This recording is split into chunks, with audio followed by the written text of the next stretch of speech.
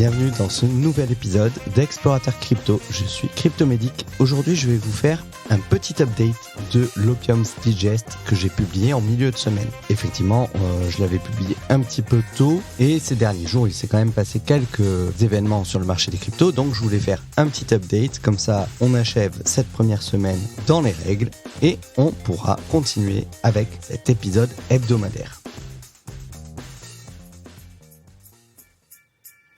Le Bitcoin continue sa descente et est venu se frotter aux 40 000 $. L'indicateur Fear and Greed Index est tombé dans l'extrême peur à 10. C'est un niveau qu'il avait atteint la dernière fois en mars 2020 lors du début de la crise Covid. Et dans le même temps, les charts du Bitcoin ont de quoi inquiéter. On a une Death Cross qui est apparue. La Death Cross, c'est un indicateur qui montre un croisement des moyennes mobiles, 50 et 200. Donc c'est un signe très fort. On avait vu ça l'été dernier, mais à ce moment-là, le Bitcoin avait fortement rebondi parce que on avait d'une part des rumeurs concernant des paiements Bitcoin sur Amazon. Au final, ce sont des rumeurs qui se sont avérées fausses, mais on a eu aussi la conférence B-World qui avait été tenue par Jack Dorsey, qui est le CEO de Twitter, Elon Musk et Cathie Wood. Et tous les trois s'étaient exprimés en faveur du Bitcoin, ce qui avait permis au cours de remonter fortement et de venir contrecarrer cette Death Cross. Sauf que maintenant, la Death Cross, elle est un peu plus dangereuse parce qu'on a un contexte économique qui est beaucoup plus incertain avec une réduction des liquidités. Donc, restez prudents. Pourquoi le Bitcoin a chuté ces derniers jours ? On a une combinaison de deux éléments. D'abord, début janvier, le Kazakhstan a coupé Internet suite à de violentes émeutes. En fait, ces émeutes, elles avaient été causées à cause d'une crise énergétique majeure dans le pays, avec une explosion du coût du gaz.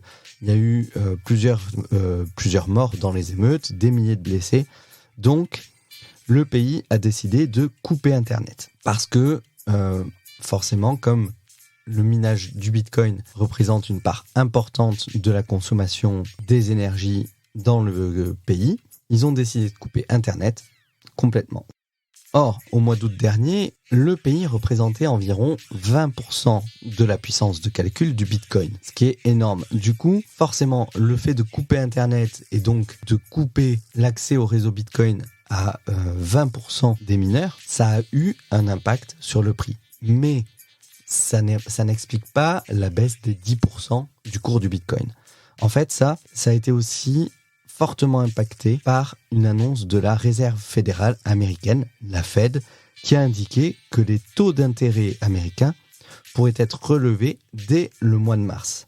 Donc c'est une annonce qui a eu un impact à la fois sur le cours des cryptos, mais aussi sur celle du marché traditionnel.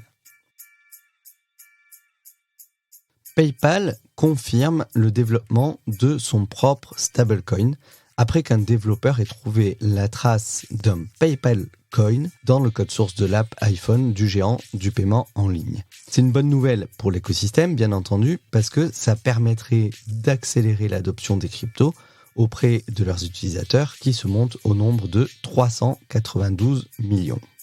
Alors PayPal a déjà un pied dans les cryptos, puisque depuis plus d'un an maintenant, ils permettent l'achat de crypto-monnaies, et c'était d'ailleurs une des annonces qui avait participé fortement à l'explosion du Bitcoin à la fin de l'année 2020.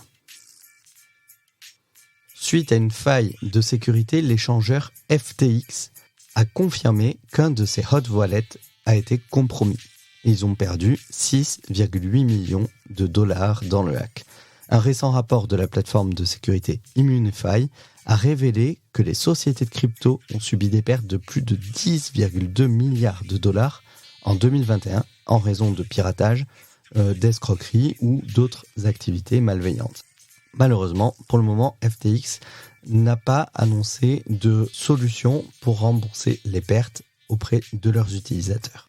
Mais ils ont bien entendu lancé un appel auprès de la communauté pour vérifier qu'il n'y ait pas d'autres failles et pour essayer de découvrir qui serait à l'origine de ce hack. D'après le Wall Street Journal, le géant américain de la vente au détail de jeux vidéo GameStop a annoncé le lancement de sa nouvelle division NFT. Le journal indique que le géant du jeu va ouvrir sa propre place de marché NFT et cherche d'autres collaborations en crypto. L'entreprise a récemment embauché 20 nouveaux employés pour l'aider à mettre en place sa nouvelle place de marché en ligne.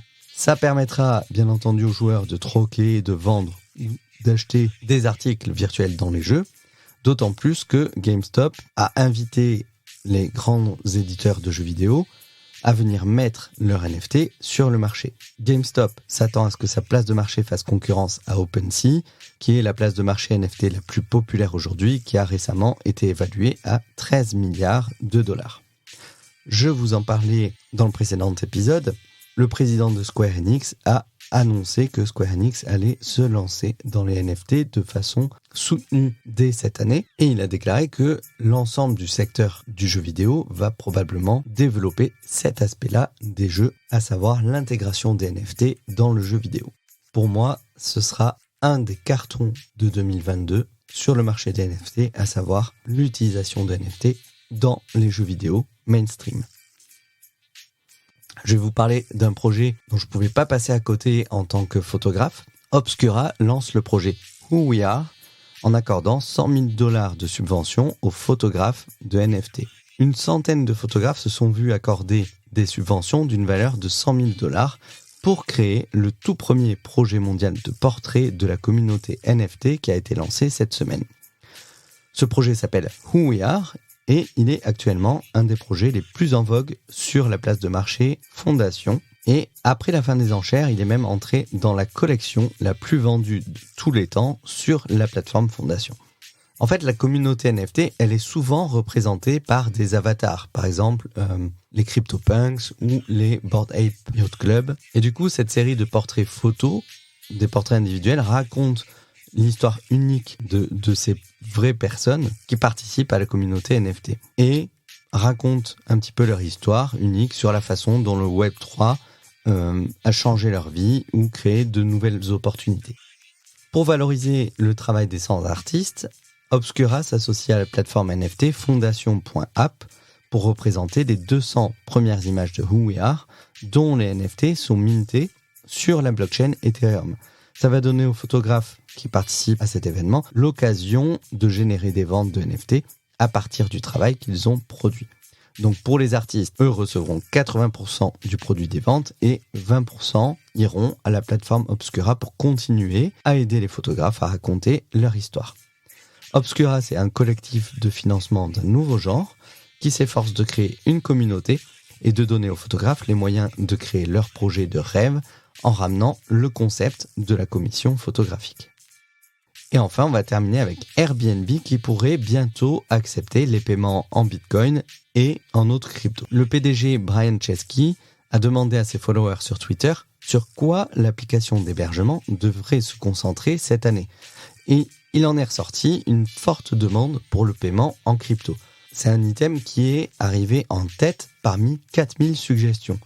Du coup, Chesky a indiqué que la suggestion des utilisateurs pour qu'Airbnb accepte les crypto-monnaies comme moyen de paiement sera pris en compte par l'équipe de l'application et pourrait bientôt devenir une réalité.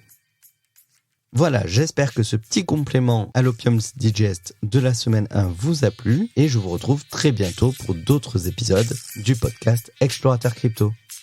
Bonne journée à vous.